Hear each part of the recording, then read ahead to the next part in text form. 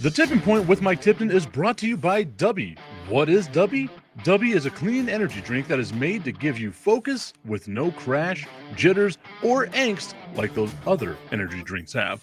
They also have no maltodextrin fillers and don't use artificial dyes.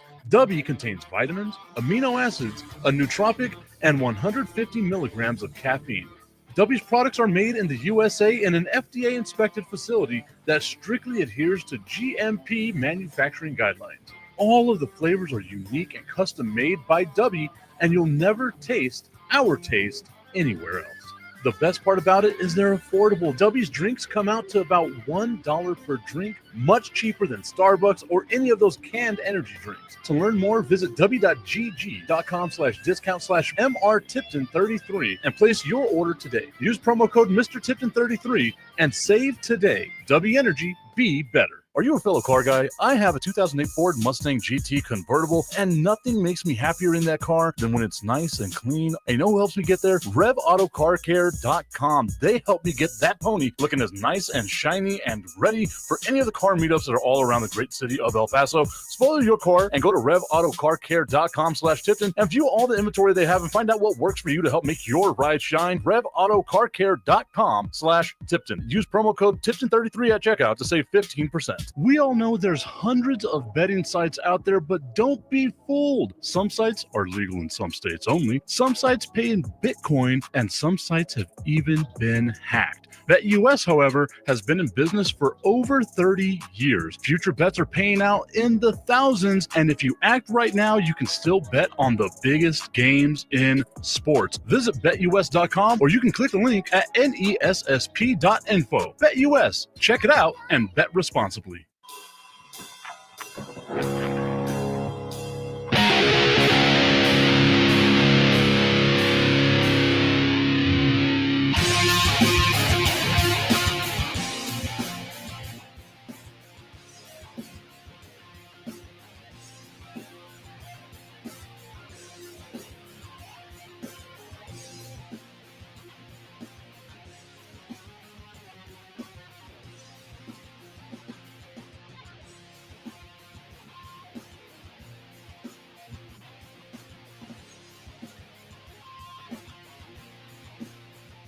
It is time for the Tipping Point with Mike Tipton.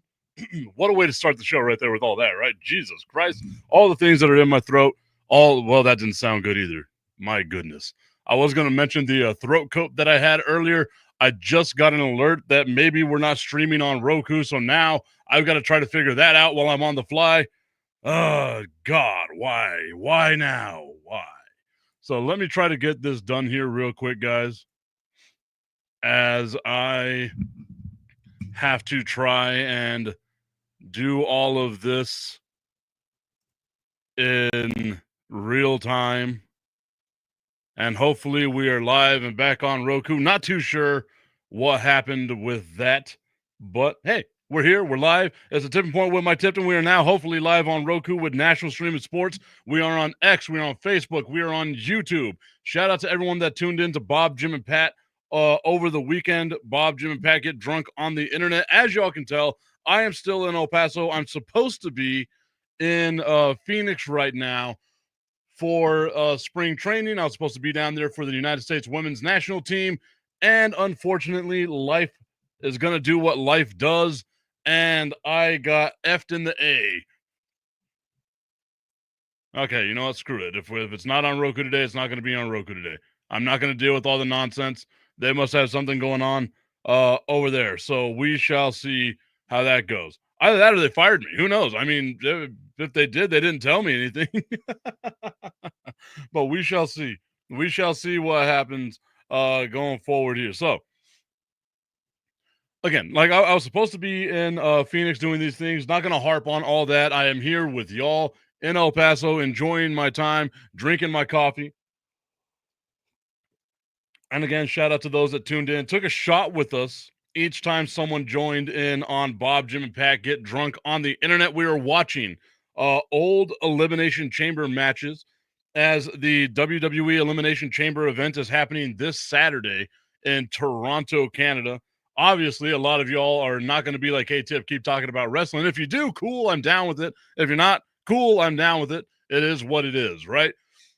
But yesterday, as I'm, just like going through the whole sports calendar, looking at all the stuff that's out there in the world of sports, I'm kind of taken aback because I'm like, damn, there was nothing exciting on yesterday. Like nothing at all was genuinely anything that got you excited in the world of sports, right? Like if you look at the NBA, I'm looking at the games right now. The closest game that I've seen is a 13-point game. I guess we had a 7-point game in there, but all the rest of the games are just not great, right? Like Cleveland, a 6-point game against Memphis, but it never really felt that close. I was watching that game.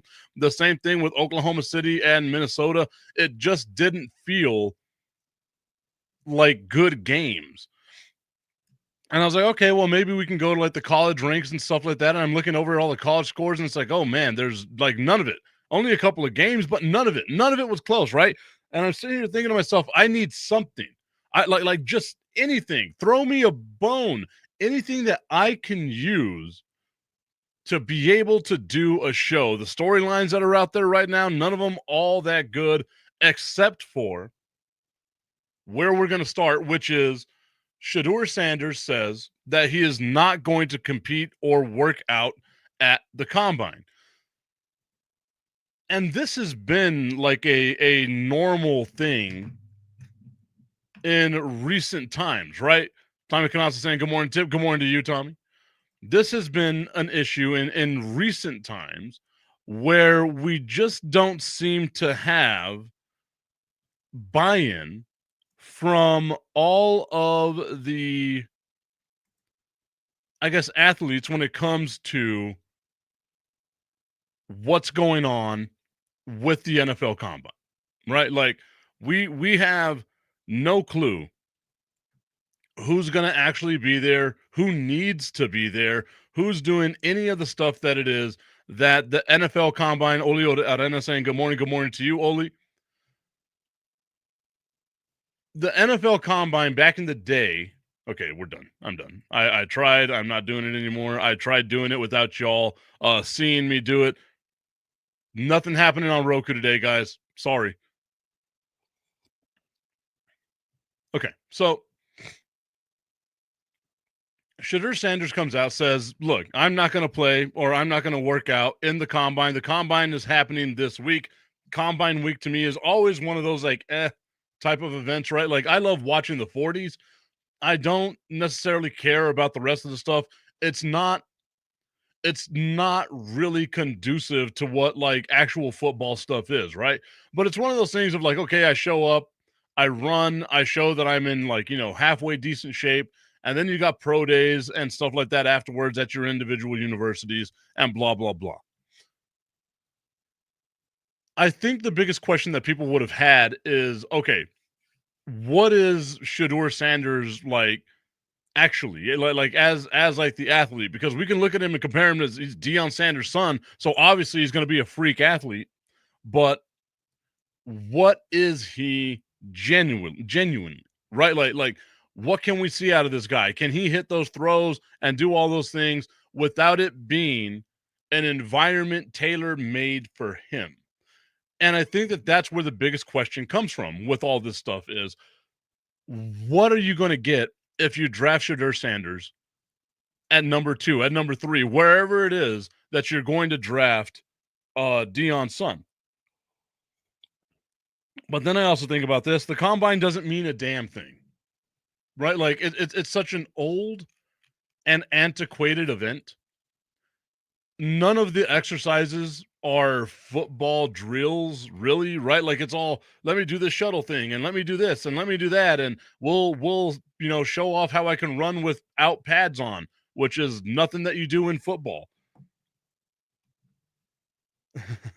My guy Danny Luke is on his way to Phoenix right now.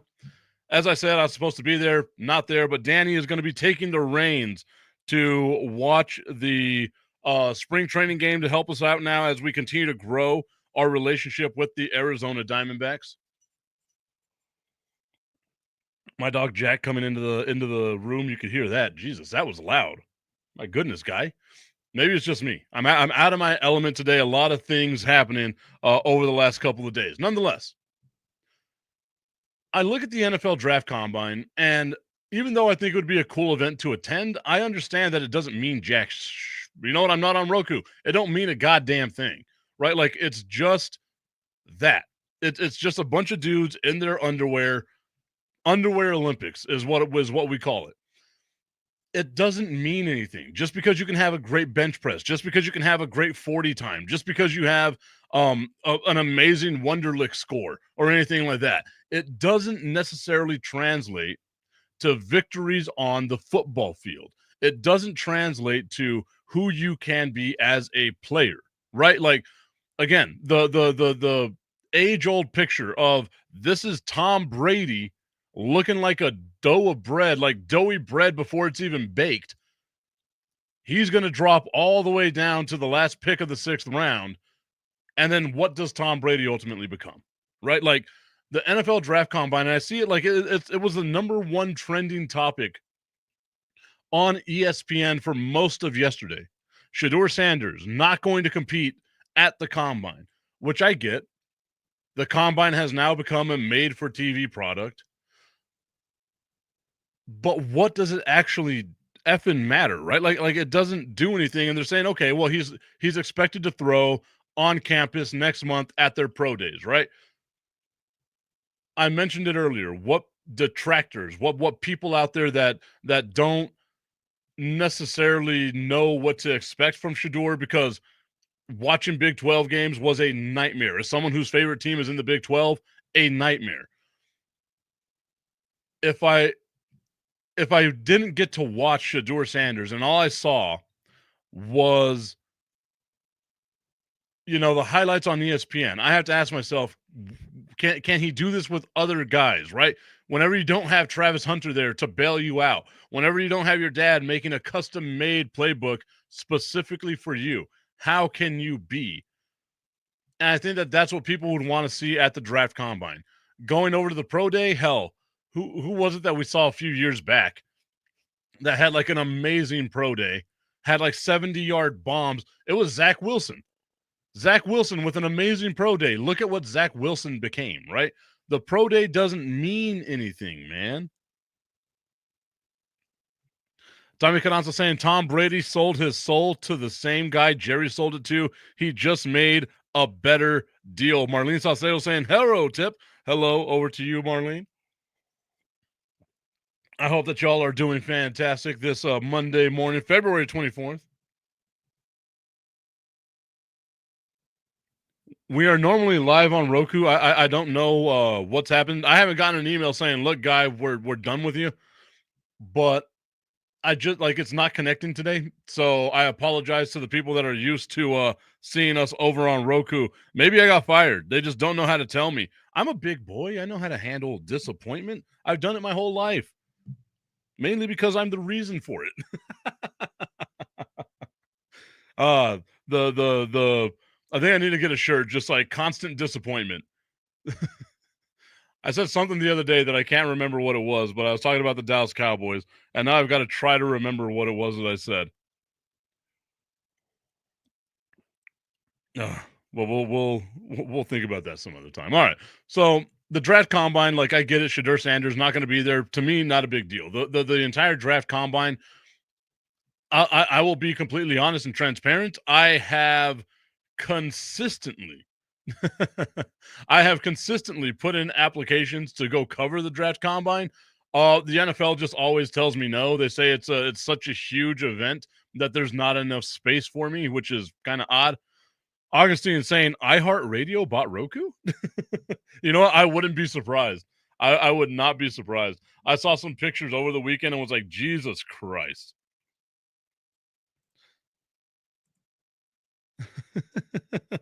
Tommy's saying, wait, Roku isn't watching? Party time. Fuck, I'm with it. There you go. You already got it, right? Marlene saying, hey, my dude, hashtag YouTube squad. Love it. Love seeing the way that the show is growing over on YouTube. It is one of my favorite things to do because, like I said, I'm trying to just eventually go directly over to YouTube. So it is awesome to see that. I also have to try to find a way without being like oh, hey guys, go look at my YouTube channel every day to like grow the YouTube channel, despite the fact that I know that I'm ultimately going to have to be, hey everybody, go like and subscribe to my YouTube. Especially if Roku is going to kick us off. I don't even know that's what happened. I'm sure there's some other issues going along with that. Tommy's saying Team YouTube. Tommy is like the OG.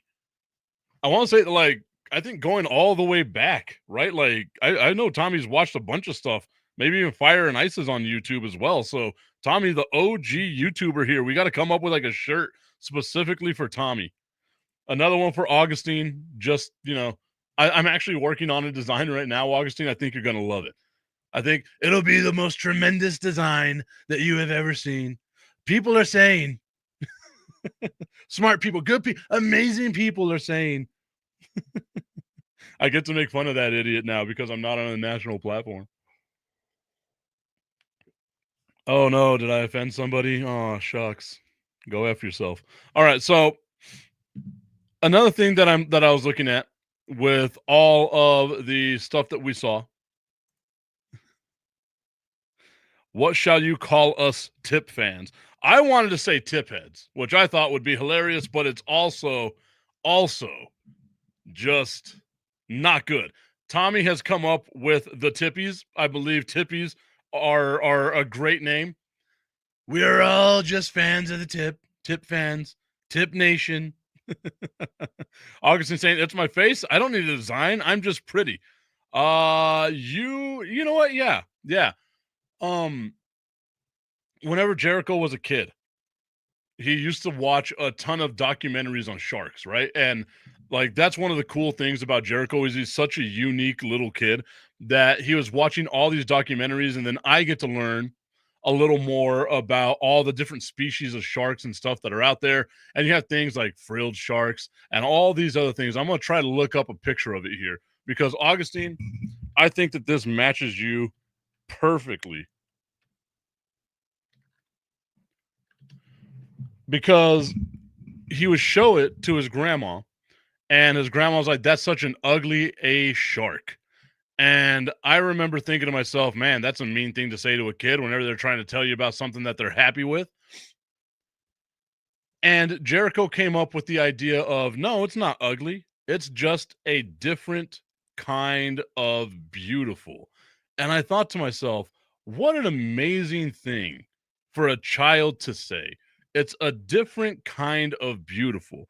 And Augustine, despite the fact that you are an ugly AFMF, I will say that you, my friend, for somebody, are a different kind of beautiful. You are our woebegong shark. That's exactly what you are. Our little itty bitty woebegong shark, also known as Augustine Pimentel. our little woebegong. Augustine saying, I love that there was no discussion on my face. LMAO. Tip heads. LOL. The way that it should be. Tommy Gananto saying, I disagree, Tip. Again, like I'm just being nice, right? Like it could be a different kind of beautiful. They say that beauty is in the eye of the beholder. Unfortunately for Augustine, no one beholds that. My apologies, my guy. My apologies. Again, the pot calling the kettle black, right? Like, if I'm out here calling other people ugly, Jesus Christ, how ugly must those people be? Okay, so woebegong shark. Every time I see that damn thing, it makes me so happy. It genuinely does make me happy. So we were talking about like Shedeur Sanders, the draft, all of that stuff. Marlene, you just opened up the door here. Prepare to be creeped out. Saying, my poor dude, Augustine, you're beautiful to me. Augustine saying, it's okay. I know people are jealous. Some people are talking about how jealous they might be right now.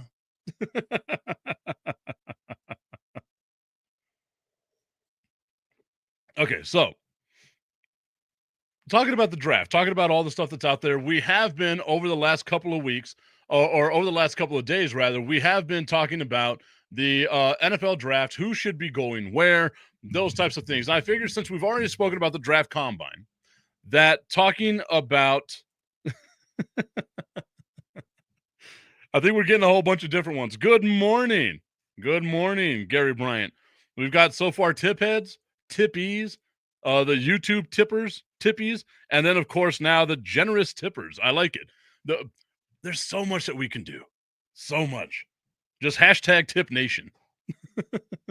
The Tip Squad. It's like Suicide Squad, but for tips. Augustine saying, excuse me while I put on my orange makeup. There's no makeup here at all. It's all natural. You can see by how enormous my hands are.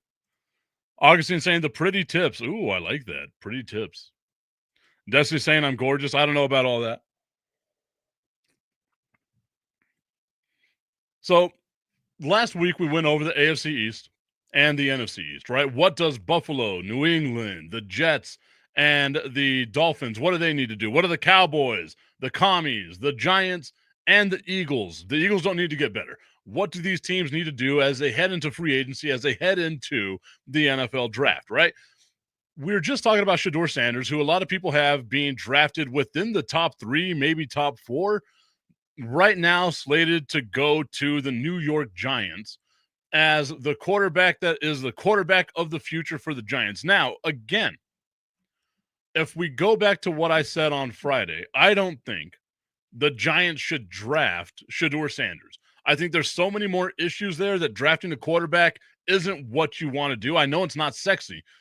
Trade down, stockpile draft picks, address your offensive and defensive lines, build your team the good old-fashioned slow way, right?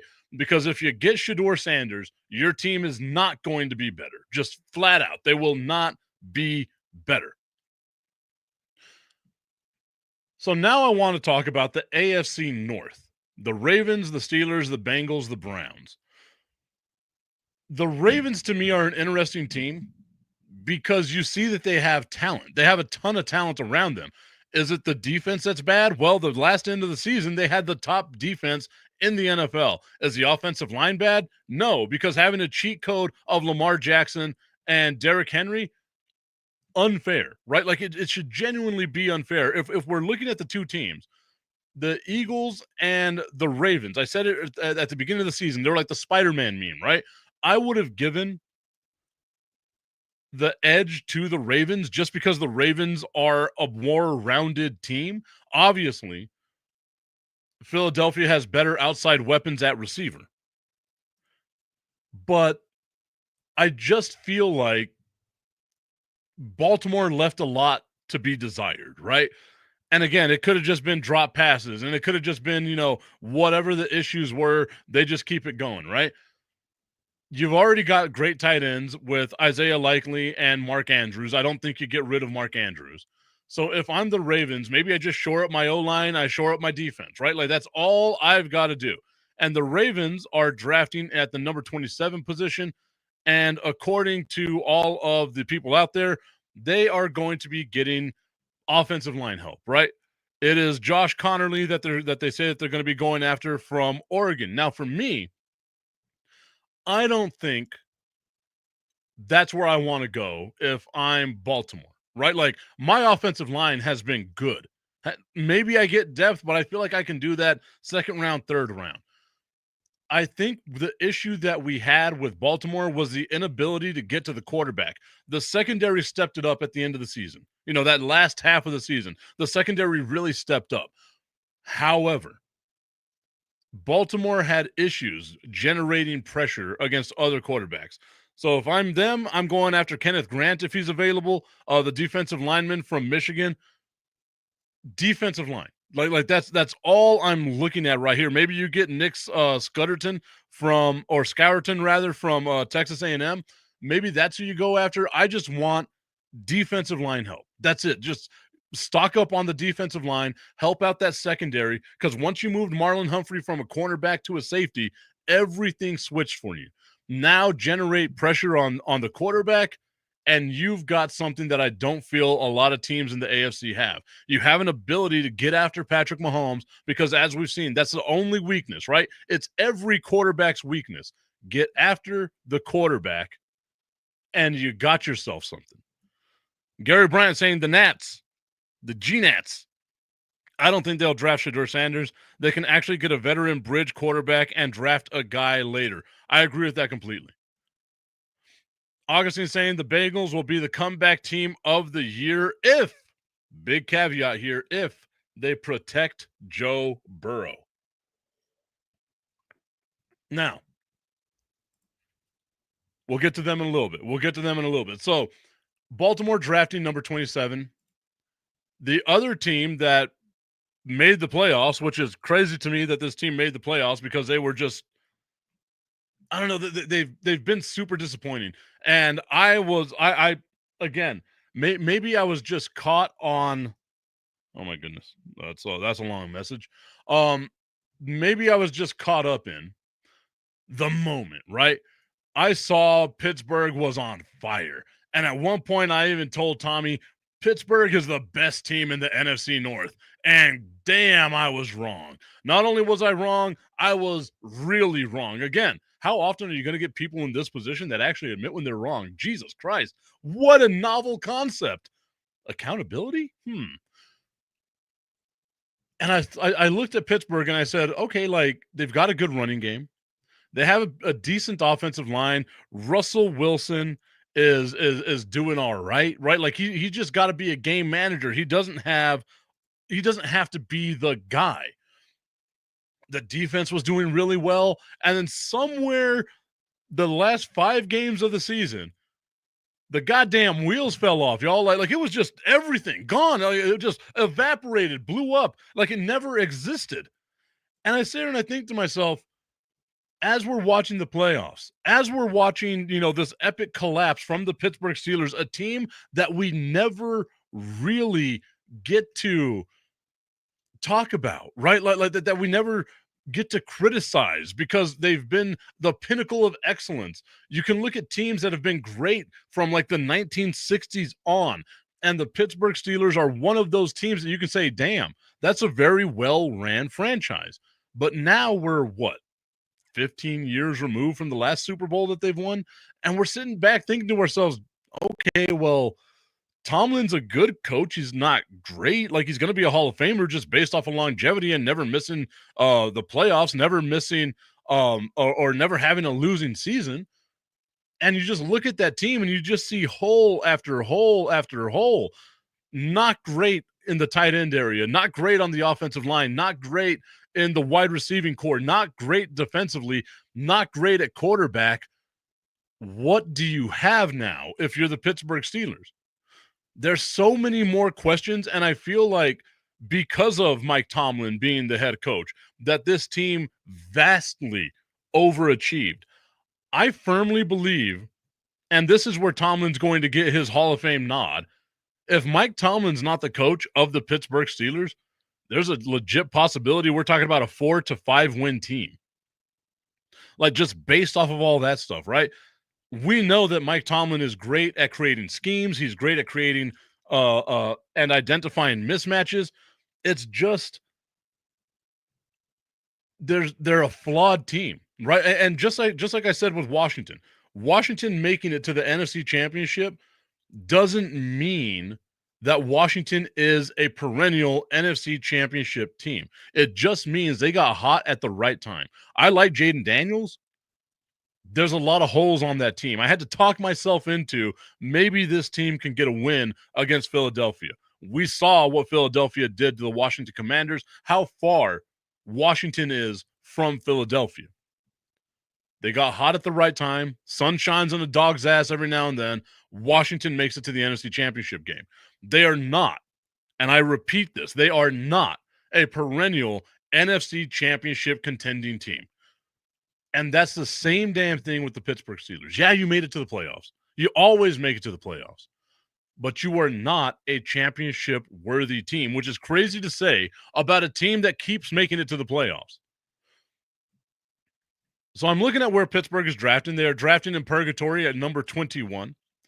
They have Walter Nolan right now from Ole Miss slated to be the guy that the Pittsburgh Steelers go after. If I'm Pittsburgh, I don't know how you don't go after wide receiver help. I don't know how you go after someone to help out your quarterback, right? Because you cannot have George Pickens, the bipolar George Pickens. You cannot have him as your number one guy to try and be the savior of your franchise. You just cannot rely on it. So why not go after, in my mind, Luther Burden if he's still there, Colston Loveland, the tight end out of Michigan. Why not? Right? Like Fryermuth ain't the guy. And as we've seen, you need just big targets, right? If you look at Loveland, 56 receptions, 5 touchdowns, averaging 10 yards a reception. Why not? Fryermuth and him, the two tight end system is what the NFL has been moving to ever since the Belichick, Hernandez, and Gronk days.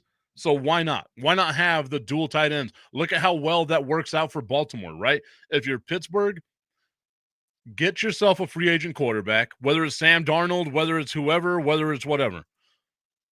Tommy's saying that he thinks Burden is gone by the 20 pick at the latest. I agree too. But we always know that there's going to be someone. There's always someone out there that overreaches. It's probably going to be the Cowboys. There's always going to be someone out there that overreaches for for a quarterback, right? Like I genuinely feel like even though there's only 2 quarterbacks here that I would draft, I feel like someone's going to take Quinn Ewers in the first round, which is just asinine. It's crazy to me that Quinn Ewers is more than likely going to, and it's stretching for players that might take Burden down a little bit, might burden him. But if he's there and you're Pittsburgh, you have to. I get it, 5'11", not a big dude, doesn't need to be. Put him in the slot, have George Pickens on the outside, you've got yourself some weapons. If not, then yeah, you go after some tight end help. Maybe you get Emeka Egbuka, like maybe that's who you go after as well from Ohio State if he's available. But if Luther Burden is there, you take Luther Burden. How crazy would it be if the Cowboys draft Quinn Ewers? Like I think I'm talking to myself into the Dallas Cowboys doing some Dallas Cowboy things. But to me, Augustine put the comment up, right? That the Bengals could be the comeback team if they protect Joe Burrow. I also don't foresee, or how do I put this? I also wouldn't be surprised if, because Pittsburgh overachieved this year, that Mike Tomlin finally gets his first losing season. They are bad next year, and the Bengals are in that number 2 spot, right? Like we know it's not going to be Cleveland, Baltimore, Cincinnati. And if you look at it, Cincinnati was just right on the outside, right? Like they were 9-8. Pittsburgh was 10-7. So like they were just right there to try and make it into the playoffs. So I don't think it's hard to leapfrog them. Also, 9-8. If you go to like 11-6, I think you're okay, right? Like I think they'll be all right. So let's talk about them. The Cincinnati Bengals. They're in the news because Joe Burrow has been talking about that the Bengals need to either make sure they re-sign T. Higgins, they re-sign Jamar Chase, and they keep Hawkinson Hawkinson as their main defensive threat. Joe Burrow even saying, look, I'll restructure my deal. We can, backload, front load, whatever it is that we got to do for these guys' deals. Let's just make it happen. The Bengals are drafting number 17 right now. Again, purgatory. I hate those mid picks, anywhere from like 15 to 25. I've always hated those picks because you're just kind of like, It's like being in a fantasy draft and you're drafting number 6, right? Like you're just always in the middle of the snake, no matter how it goes. And it's just the worst place in the world to be. Either 1, 2, 3, or 10, 11, 12. That's where I like to pick at. Man, giving away my strategies here. I've got a fantasy baseball league I'm going to be drafting in a couple of days too. So I see this number 17 pick. And if we saw Cincinnati, they were such a snake bitten team. A lot of games that they lost by a point, right? That's always going to correct itself. They're going to win games next year by one possession or, a point or whatever it is. They have a phenomenally talented team. If I'm them, and I mentioned this last week as well, if I'm the Cincinnati Bengals, I don't keep T. Higgins. I let him walk. I can't think to myself, I think maybe 2 seasons out of the 5 he's been with them that he's been healthy, right? I'm letting him walk. I'm keeping that money so that I can go after other guys in free agency, mainly to protect my quarterback. Augustine hitting it right on the head, saying they've got to protect Joe Burrow. Joe Burrow, Dak Prescott, same guy, especially if they don't have a great offensive line. Tommy Canassa saying, I think the Bengals are over T. Higgins' injury history. I could see them letting him walk rather than giving him another big contract. I agree with that wholeheartedly. I like Yoshivash. I think that Andre Yoshivash is a good slot guy. I think you can go out and get like an Amari Cooper, right? That you're not going to have to pay huge money to. Maybe even like a DeAndre Hopkins, right? I think DeAndre Hopkins' biggest issue this year. I'm going to die on that hill, Tommy. I'm glad that you got it, though. I'm glad that you got it. Yeah, like DeAndre Hopkins' biggest issue to me this year was that he should have been like the number 2, right? Instead, because of Kansas City's receiver injuries and their just lack of talent at the receiver position, DeAndre Hopkins had to be the number 1. If you let D-Hop be a number 2 in Cincinnati, he's your possession guy. He's the guy that can be, that can keep everyone level-headed. I genuinely think you let T. Higgins walk. You have Jamar Chase as the guy that can stretch the field. Yoshivash and DeAndre Hopkins are going to be your possession kind of guys. It makes it so much harder knowing that you have guys with good hands that can catch the ball, that can put pressure on the defense. And now they can't just double team Jamar Chase the way that they're always used to doing. I would love to see DeAndre Hopkins in that position with the Cincinnati Bengals. And not only that, it gives Joe Burrow a little bit of a safety valve, right? Right now, they have the Bengals drafting Shamar Stewart out of Texas A&M at 17. Defensive end, like I don't think that's where you got to go if you're Cincinnati. It's got to be completely offensive line. So I'm looking at like Josh Simmons, right? Like if Josh Simmons is still there, if Armand Mamumbu is still there, that's the guys that you got to go after, right? Like you need protection for your quarterback. Granted, at that 17 spot, right? Again, I'm just going based off of history that I know with the Dallas Cowboys and Tyler Guyton. If you're drafting in that spot,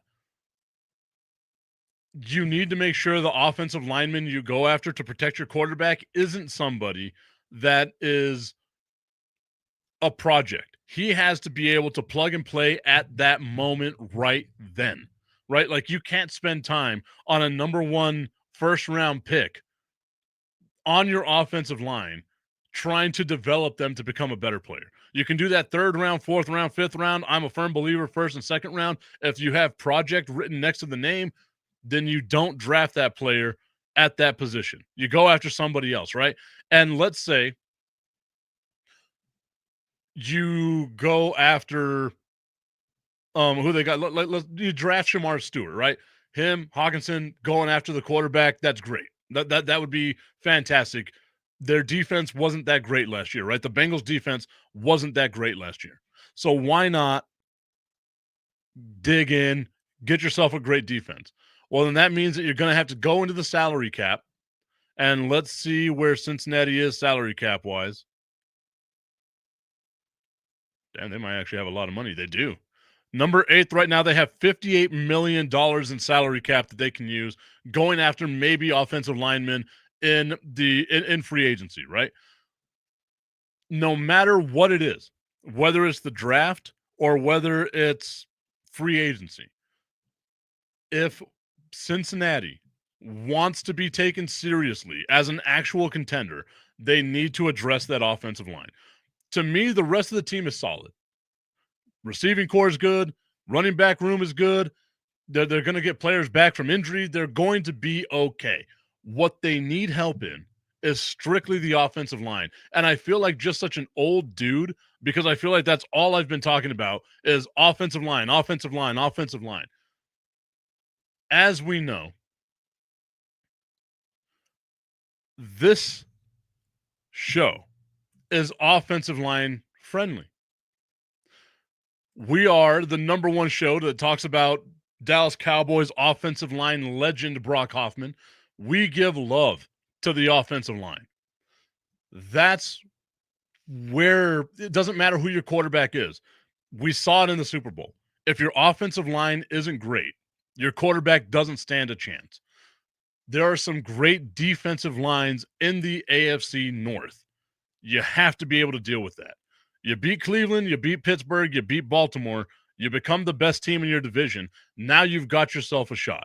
But you cannot do that if you don't go out and address your offensive line. And with that $58 million and with that number 17 draft spot, you're kind of in the middle of everything, right? You're in that weird purgatory of we don't have the most cap space, but we don't have the worst cap space. We don't have the best draft pick, but we don't have the worst draft pick. You're just there in the middle. But no matter what you do, you have to protect your quarterback that has a Batmobile and cannot protect his own house in Joe Burrow.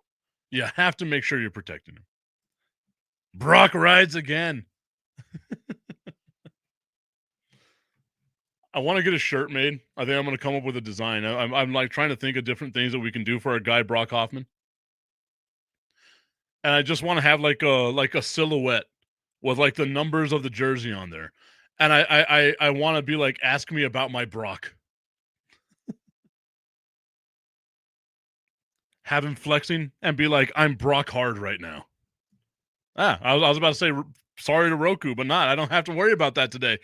I am genuinely confused about what might have happened with Roku. I'm like, if you guys don't want me to be there, just tell me. I'm like, hey, you know, not this time, guy.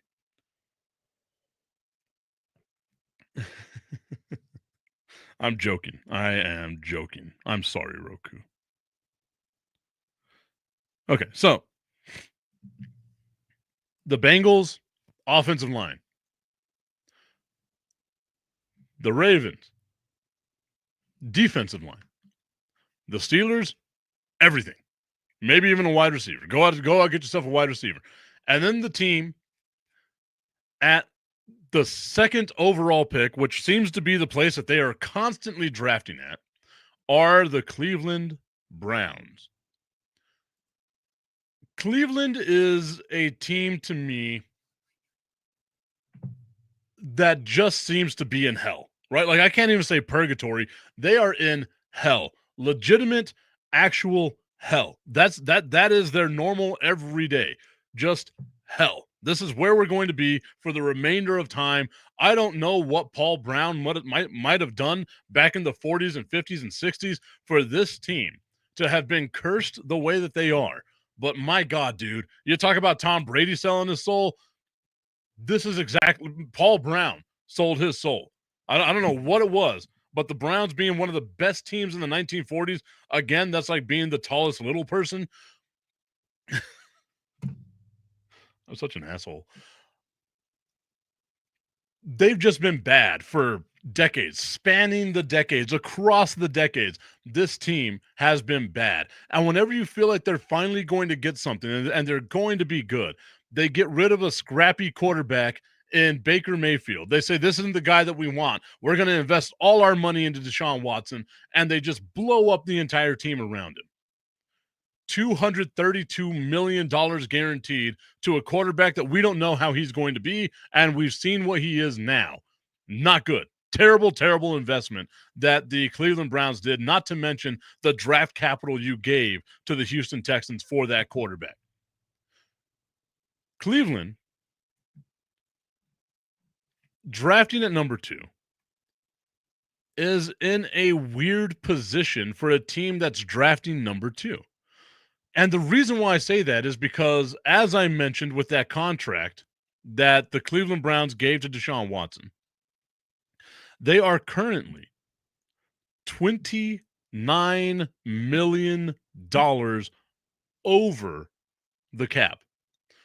So even though you're drafting number 2 overall and you haven't been a good team, it feels like all you did was just give money out, just money to all these different positions, and yet somehow, some way, didn't invest that money wise enough to even make your team a halfway decent team. You were 3-14.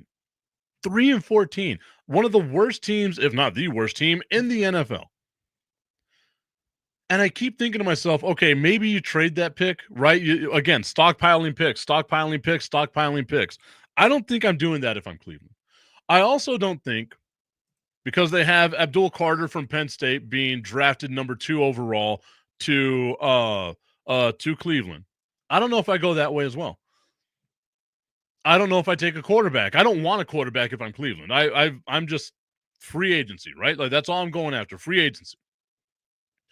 If I'm the Cleveland Browns, I need something that makes my fan base happy, something that makes me be in the news, right?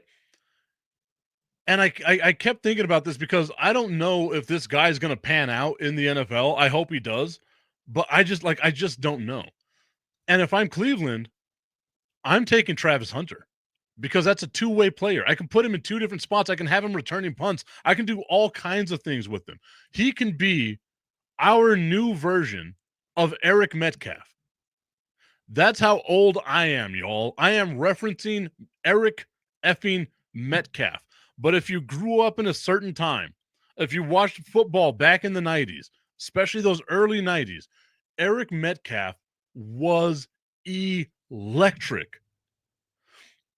Even if the Browns were bad, you wanted to tune in to watch Eric Metcalf just because you knew maybe he's going to get, a pick six, anything like that, anything that you can do to get your crowd base excited for you. Getting a defensive lineman, not sexy. Getting an offensive lineman, not sexy. If I'm the Cleveland Browns, I am so far away from being able to do anything because I'm handcuffed by the terrible draft or by the terrible contracts that I put out there, that I just sit back and I think to myself, I need something. If you can get a guy that can be 3 different positions for you as a cornerback, a wideout, a punt returner, kick returner, whatever it is, you get that guy. Why Travis Hunter isn't being looked at as the number 1 overall pick to me is crazy, right? I get it that Cam Ward looks like he's got the goods, right? I also don't think Will Levis is as bad as people think he is. I just don't think there's any weapons for him in Tennessee. So I wouldn't be surprised if I see Travis Hunter go number 1 overall to the Tennessee Titans. As a matter of fact, I would love to see that because you have a halfway decent run game. Let's not forget Tony Pollard was, as crazy as this sounds, led the NFL in rushing for a small period of time. He also led the NFL in yards after contact. You just didn't have anyone to pass the damn ball to. Get Travis Hunter, and that might help out Will Levis in looking like a halfway decent quarterback, because I think he's a good he's a solid quarterback. I don't think he's going to be like a top 20 or top 10 quarterback. I think he'll be a serviceable quarterback that can win you that division because the AFC South is absolute dog shit. So why not? But if you're going to draft Cam Ward, then at number 2, Cleveland needs to go after Travis Hunter.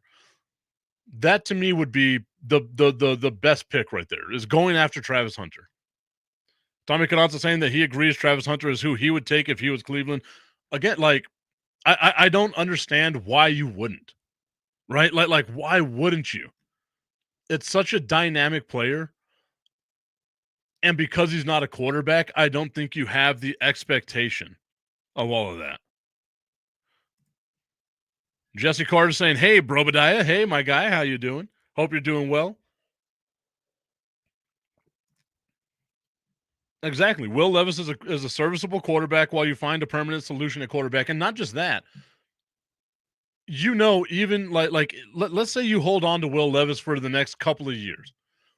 He's not going to demand top quarterback money, right? If you're the Titans and you can just distribute the money that you save on signing a quarterback like if you go out and you try to make a big splash in free agency to go get yourself a quarterback because you think you're right there. You're not.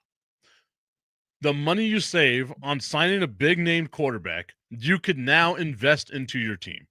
And I wasn't going to talk about them. We'll talk about them tomorrow. Let's see where they are salary cap wise. They're number 10 salary cap wise. They have $49 million that they can spend, the Tennessee Titans do, in free agency. Go after offensive line help. Go after defensive line help. Go get yourself a wide receiver. Imagine Travis Hunter next to another, like maybe you go get Amari Cooper or Stephon Diggs, right? Like maybe that's what you go and do. Why not? Why not? Right? Like I genuinely feel like that would be a great route for the Tennessee Titans.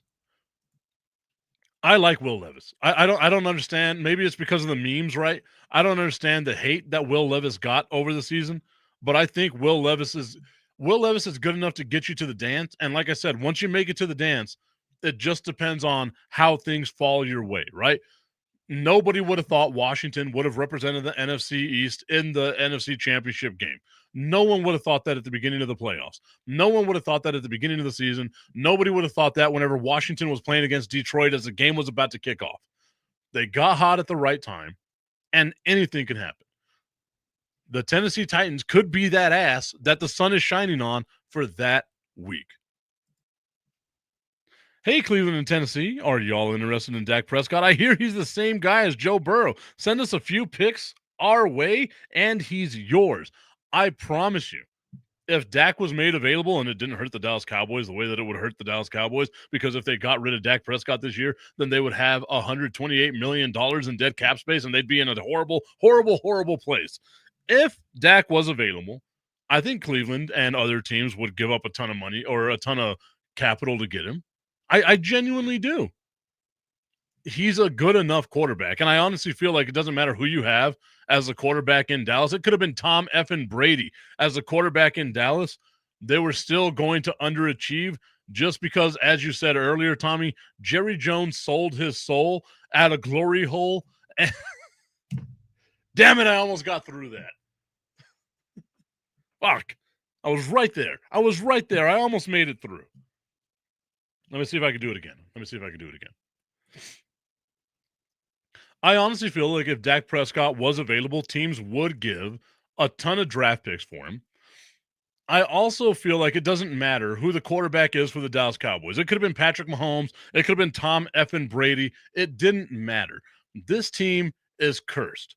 Jerry Jones, as you said, Tommy, he sold his soul. I believe he sold his soul at one of the glory holes that he keeps referencing to, and that's the reason why the Dallas Cowboys are just such a snake-bit team. They are not a good team. It doesn't matter who the Dallas Cowboys have at quarterback. They will not win the Super Bowl. Now, Dak Prescott, to me, the greatest quarterback the Dallas Cowboys could have right now. Dak Prescott, better than Joe Burrow in my mind.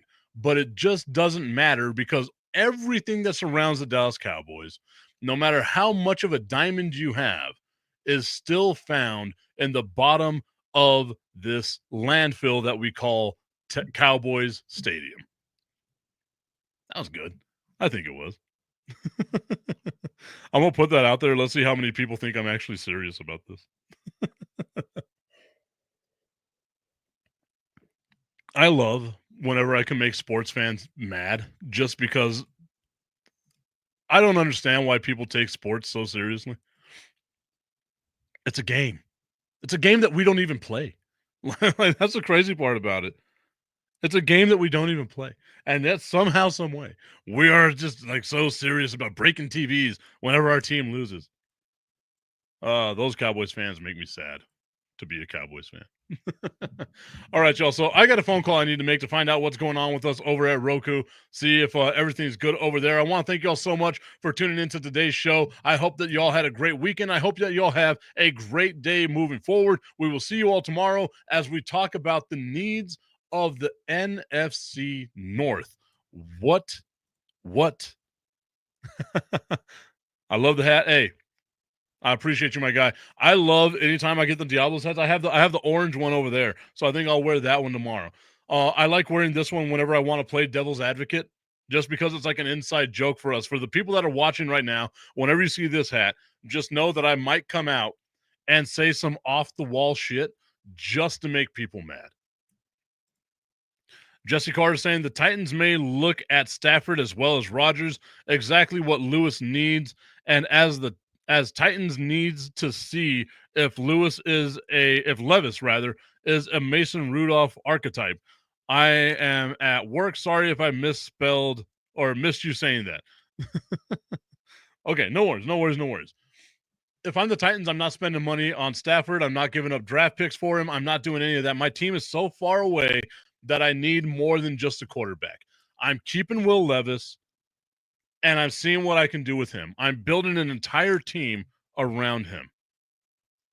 Like Prescott Burrow, were you wearing the hat that day? I don't know what you're talking about, my guy, Dak Prescott. Better than Joe Burrow. End of discussion. Unequivocally better than Joe Burrow. Almost got through that without laughing. Okay. And no, like again, it wasn't me saying. The question was, would you rather have Burrow or Prescott on the Dallas Cowboys next season? The Dallas Cowboys are going to be garbage next season. It doesn't matter who the quarterback is. So why not just stick with Dak Prescott? I also believe that Joe Burrow is probably going to get hurt this year because after one great season, Joe Burrow always gets hurt. It's just what happens. We've seen it time after time after time. Wins the national championship, has one of the greatest teams in college football history. What happens his rookie year? Out the entire year. Just saying, real possibility of some stuff like that happening. Now, obviously, I'm not putting that out into the universe. It's probably already out there anyway. All right, y'all. I want to thank you so much for tuning into today's show. I will talk to y'all tomorrow. Again, breaking down the NFC North, what to do in free agency, what to do in the draft, and we will see y'all tomorrow. Have a good day.